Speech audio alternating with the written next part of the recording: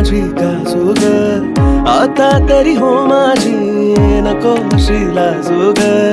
लाजून जाते ही बाजून नजर न घाव करी, बघतोय वाट मी अजून भीते की भाव तरी. कोरला नाव तुझं काळ जावरी, मी चाकर मानी तू माझी कोकण परी.